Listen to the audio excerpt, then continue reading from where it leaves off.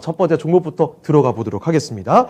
자, 첫 번째 종목 보니까 전화가 지금 들어와 있는 것 같습니다. 얼른 받아보죠. 바로 한번 받아보겠습니다. 사랑합니다. 선장님.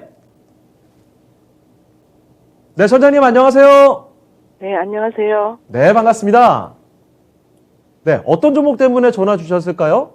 저는요, 삼감 MNT요. 삼강 MNT요. 네네. 네, 매수하신 가격하고 비중 알려주시죠. 19,700원에 20%입니다. 19,700원에 20%. 네네. 혹시 매수는 언제쯤에 하셨어요? 며칠 안 됐어요. 며칠 안 되셨죠? 네네. 예, 삼강 MNT. 혹시 매수하신 특별한 이유가 있을까요? 글쎄, 실적도 괜찮은 것 같고, 네. 또 제가 이 토마토를 많이 봤는데, 예.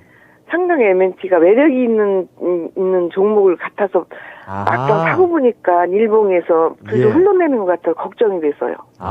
사실 주가 흐름을 보니까 최근 들어서 계속 좀 내려오고 있네요.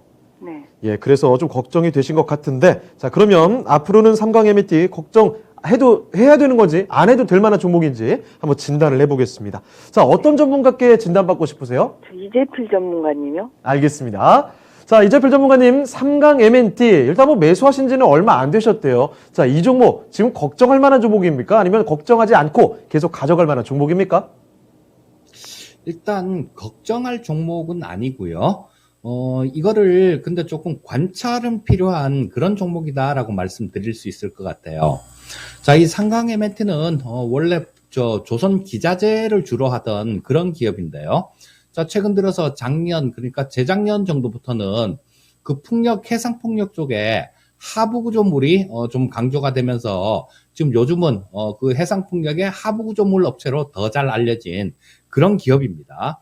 자, 근데 다른 풍력 업체들 같은 경우는 좀 많이 좀 조정을 받았어요. 그런데 이 삼강 MNT 같은 경우는 크게 보면 올해 1월 달에 뭐 이게 또 현재 가격대하고 비슷한 수준이죠. 여기 보시게 되면.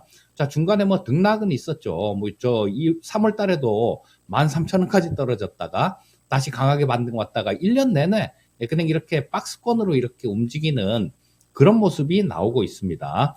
자, 근데 최근에 상당히 좀 이 등락폭이 좀 있었는데 그 이유는 인수 관련되는 그런 부분들이 있어요.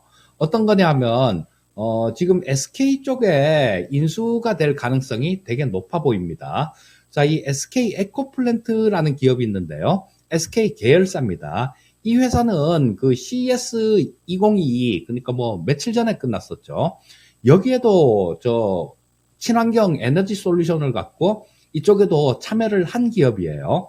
자, 근데 주로 이 SK 에코플랜트가 지금 하는 일은 폐기물이나 뭐 대기 오염 물질 같은 것들 요런 걸로 에너지화를 해서 유용하게 쓰는 그런 사업을 주로 하고 있고요. 또 하수 처리장이나 뭐 그런데 바이오 가스가 나오는데 요런 것도 에너지로 전환하는 그런 사업을 하고 있습니다. 자, 그리고 재생에너지 기반의 그린 수소 생산, 그리고 연료전지 발전, 자, 요런 것도 나중에 계속 사업을 할 계획으로 그렇게 있는 기업이에요. 아마 뭐 이런 부분들 때문에 이 삼강 MNT를 인수하려고 하는 게 아닌가 싶은 생각이 듭니다. 뭐 재생에너지라고 얘기하면 태양광이나 풍력에너지 이런 것들이 대표적인 경우죠. 그래서 이 지금 그 전에 11월 달에 이 삼강 MNT에 나온 공시를 보게 되면요. 자, 뭐 일단 계약은 체결을 했습니다. SK 에코플랜트하고 삼강 MNT하고 계약은 체결했는데 어떤 내용이냐면요.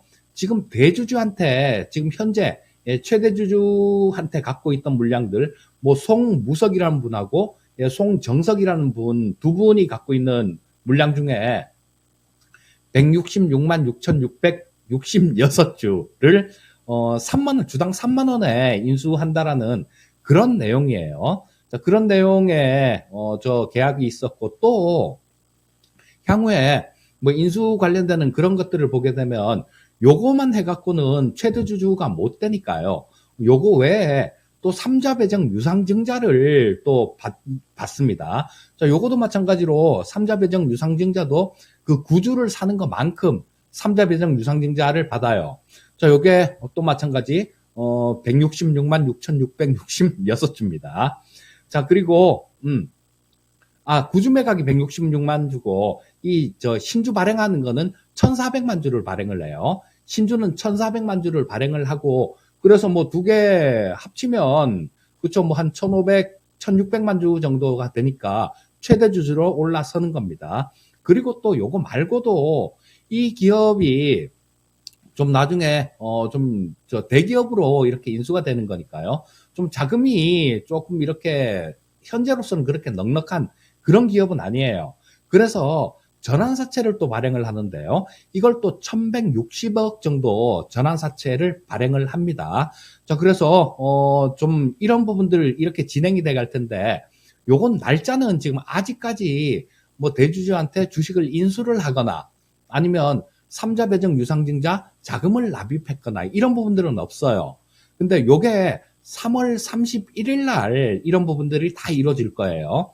아마 지금 상황은 이런 부분들이 조금 진행되기 위해서 실사 중인 걸로 그렇게 생각이 됩니다. 자, 근데 뭐 이 실사 과정에서 뭐 어떤 특별한 그런 하자만 없다라면요. 3월 31일자로 SK 쪽으로 인수가 된다라고 보시면 될 거고요. 자, 근데 이게 SK 쪽으로 인수가 되면 어떤 측면이 좋을까요? 자, 보시면 이 기업이 조금 마음에 안 드는 부분이 이런 부분이 조금 좀 마음에 안 들었었어요. 보시게 되면 부채 비율이 굉장히 높습니다. 뭐 지금 이 부채 비율은 100% 아래 정도면 적당하다라고 얘기를 하는데 지금 돈을 좀 벌었는데도 턴어라운드를 했죠. 뭐 2020년도에 290억 정도 벌었고 작년은 이거보다도 좀 더 벌 것 같아요. 영업이익 기준입니다. 그래도 부채 비율이 170%나 됩니다. 자, 그러면 뭐 이게 자금을 수혈을 하기 위해서는 그렇죠. 뭐 이런 대기업에서 인수를 한다든가 뭐 이런 부분들이 있어야 되는데 이게 나오기 전에는 조금 걱정도 되기도 됐어요. 야, 이러다 이것도 뭐 유상증자 하는 거 아니야? 부채 비율이 높으니까 그런 걱정이 좀 있었는데 11월 달에 이쪽에서 인수를 한다라는 얘기가 나오면서 그런 부담감은 싹 사라진 상태죠. 지금 현재 상태는 그렇다라고 보셔야 됩니다. 이 이상 없이 근데 지금 실사 과정이니까 이 부분에 대해서는 제가 알 수는 없겠죠. 지금 그걸 실사를 하시는 분들 그분들하고 회사 기업의 내부에 있는 분들 이런 분들은 지금 실사 중이고 뭐 어디까지 진행됐고 이런 부분을 알겠지만 외부에서는 알 수가 없습니다. 자, 근데 뭐 아마 뭐 그냥 정상적으로 이렇게 진행이 된다라고 보고 나중에 인수가 결정이 된다라고 보면요. 이 부채 비율이 이게 뭐 크게 의미는 없어지죠.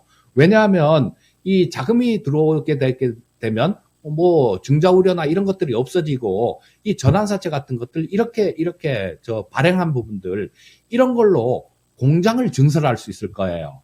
공장을 증설하게 되면 자, 이 풍력 발전 같은 경우는 계속 구조적으로 클 수밖에 없는 그런 쪽입니다.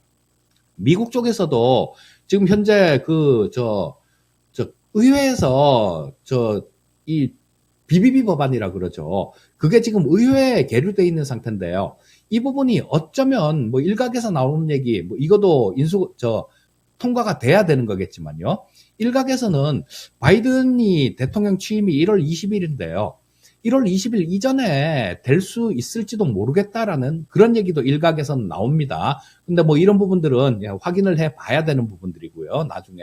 근데 이런 부분들이 좀 통과가 되게 된다라면 우리나라 풍력 발전 뭐 이런 쪽에도 상당히 큰 호재로 작용할 가능성이 굉장히 높아요.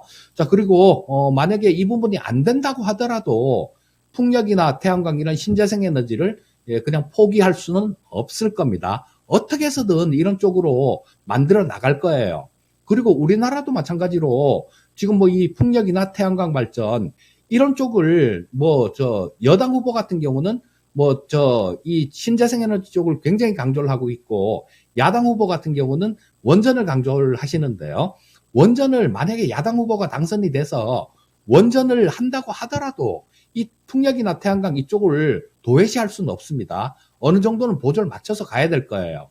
그러니까 시장은 커져가는 시장이다라고 보시면 되고요. 자, 그럼 뭐 하고 있는 일은 굉장히 전망이 많고 전방이 좋고 여기서 단 하나 남은 게 SK 쪽으로 인수가 완전히 확정이 되느냐 이 부분이 한 가지가 숙제로 남은 상태죠. 그런데 자, 이 부분은 뭐 특별한 일이 없으면 뭐 인수를 하는 예, 그렇게 되게 되겠죠. 순조롭게 인수가 된다라는 그런 측면으로 보시고요. 자, 지금 현재 상태에서는 뭐 이게 그렇게 된다라면 향후에는 상당히 좋은 움직임이 나올 가능성이 많습니다. 자, 근데 기술적인 부분들을 조금 살펴보면 아까 차트 얘기를 잠깐 해주셨는데요.